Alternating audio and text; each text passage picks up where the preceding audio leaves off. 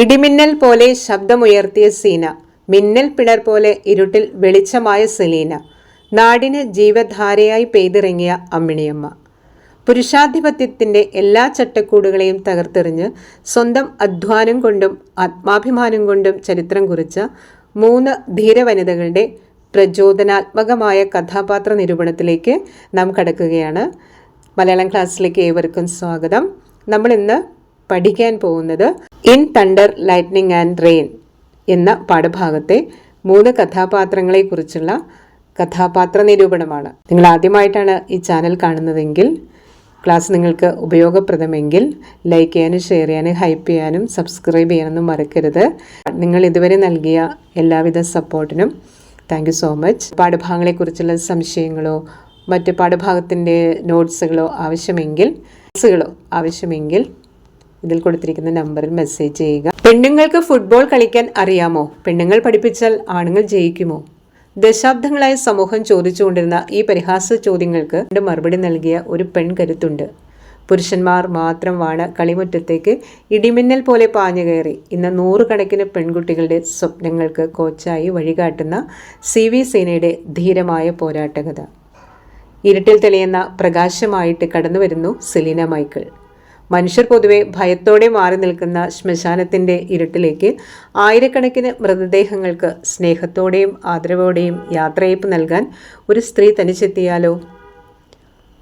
അതുപോലെ അതിജീവനത്തിൻ്റെ ജീവധാരയുമായി നമ്മുടെ മുന്നിൽ കടന്നു വരുന്ന കഥാപാത്രമാണ് അമ്മിണിയമ്മ. ഇരുട്ട് വെളുക്കും മുന്നേ പ്രകൃതിയുടെ ഘോരശബ്ദങ്ങളെയും കായലിലെ ആഴങ്ങളെയും വകവയ്ക്കാതെ ഒറ്റയ്ക്ക് വള്ളം തുഴഞ്ഞിറങ്ങുന്ന ഒരു പെൺകരുത്ത്.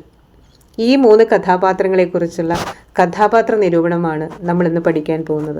വിപ്ലവത്തിൻ്റെ കളിമുറ്റത്തേക്ക് ഒരു ഇടിമിന്നൽ പോലെ കടന്നു വരുന്ന കഥാപാത്രമാണ് CV സേന.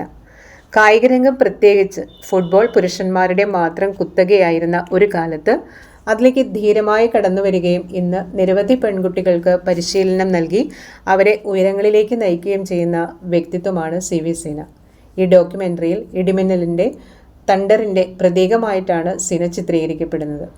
എന്തൊക്കെയാണ് ഈ കഥാപാത്രത്തിൻ്റെ വ്യക്തിത്വ സവിശേഷതകൾ? ലിംഗവിവേചനത്തിനെതിരെയുള്ള ചോദ്യം ചെയ്യൽ നമുക്ക് ഈ കഥാപാത്രത്തിൽ കാണാനാവും. പെണ്ണുങ്ങൾക്ക് ഫുട്ബോൾ കളിക്കാൻ പറ്റുമോ? പെണ്ണുങ്ങൾ കളി പഠിപ്പിച്ചാൽ ആണുങ്ങൾ ജയിക്കുമോ? തുടങ്ങിയ സമൂഹത്തിൻ്റെ പരമ്പരാഗത ചോദ്യങ്ങളെയും പരിഹാസങ്ങളെയും തൻ്റെ കായിക മികവ് കൊണ്ട് സീന കാറ്റിൽ പറത്തി.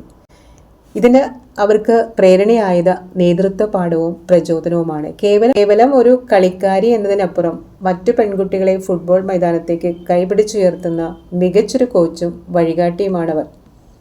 പെൺകുട്ടികളിൽ ആത്മവിശ്വാസം വളർത്താൻ അവരുടെ സാന്നിധ്യം സഹായിക്കുന്നു. ധീരതയും പ്രതിബദ്ധതയുമാണ് ഇതിന് കരുത്തേകുന്നത്. ആ കഥാപാത്രത്തിൻ്റെ സവിശേഷതകൾ: സാമൂഹികമായ എതിർപ്പുകളും സാമ്പത്തികമായ ബുദ്ധിമുട്ടുകളും മറികടന്ന് അവർ തനിക്ക് പ്രിയപ്പെട്ട ഫുട്ബോൾ എന്ന തൊഴിൽ മേഖലയിൽ ഉറച്ചു നിന്നു. സമൂഹത്തിൻ്റെ നിശ്ചലതയെയും നിലവിലുള്ള വിവേചനങ്ങളെയും ഇടിമുഴക്കം പോലെ ഉണർത്തുന്ന പെൺകരുത്തിൻ്റെ നിശ്ചയദാർഢ്യമുള്ള രൂപമാണ് CV സേന. ഈ പാഠഭാഗത്തിലെ കഥാപാത്രങ്ങളെക്കുറിച്ച് നിങ്ങൾ മനസ്സിലാക്കിയിട്ടുള്ളതും ഇപ്പോൾ പറയുന്നതുമായ കാര്യങ്ങളെല്ലാം ചേർത്ത് വെച്ച് മനോഹരമായിട്ടുള്ള ഒരു കഥാപാത്ര നിരൂപണം തയ്യാറാക്കാൻ സാധിക്കും. സ്വന്തമായ ശൈലിയിൽ എഴുതാൻ നിങ്ങൾ പരിശീലിക്കേണ്ടതുണ്ട്. നിങ്ങൾക്ക് കിട്ടുന്ന നോട്ട്സുകൾ അപ്പാടെ നിങ്ങൾ പകർത്തി വയ്ക്കുകയല്ല വേണ്ടത്. നിങ്ങൾ കണ്ടും കേട്ടും മനസ്സിലാക്കി, വായിച്ചു മനസ്സിലാക്കി, ആശയം ഗ്രഹിച്ച് സ്വന്തമായിട്ട് എഴുതാനുള്ള ഭാഷയിൽ നിങ്ങളുടെ പാഠവും തെളിയിക്കാനുള്ള ഒരു കഴിവാണ് നേടിയെടുക്കേണ്ടത്. ഇരുട്ടിൽ തെളിയുന്ന പ്രകാശം പോലെ, ഒരു മിന്നൽ പിണർ പോലെ കടന്നു വരുന്ന കഥാപാത്രമാണ് സെലീന മൈക്കിൾ. മനുഷ്യർ പൊതുവെ ഭയത്തോടെയും അറപ്പോടെയും അകന്നു നിൽക്കുന്ന ശവസംസ്കാര ജോലി തനിക്ക് പ്രിയപ്പെട്ട തൊഴിലായി സ്വീകരിച്ച ധീരവനിതയാണ് സെലീന മൈക്കിൾ.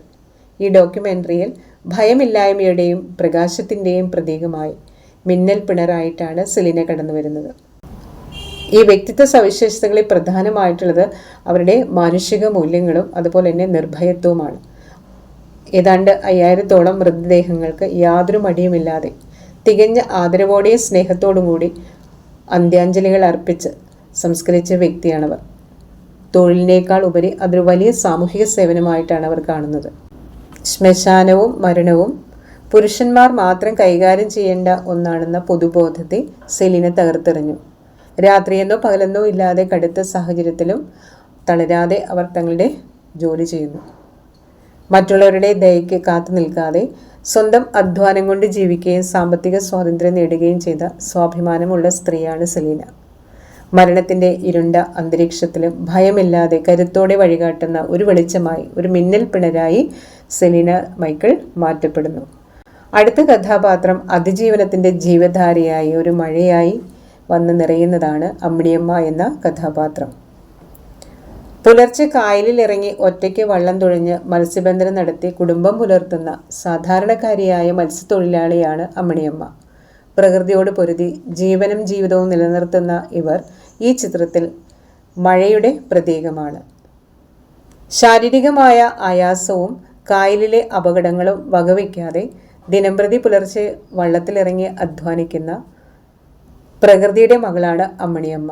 കുടുംബത്തിൻ്റെ തണലായി അവർ നിലകൊള്ളുന്നു.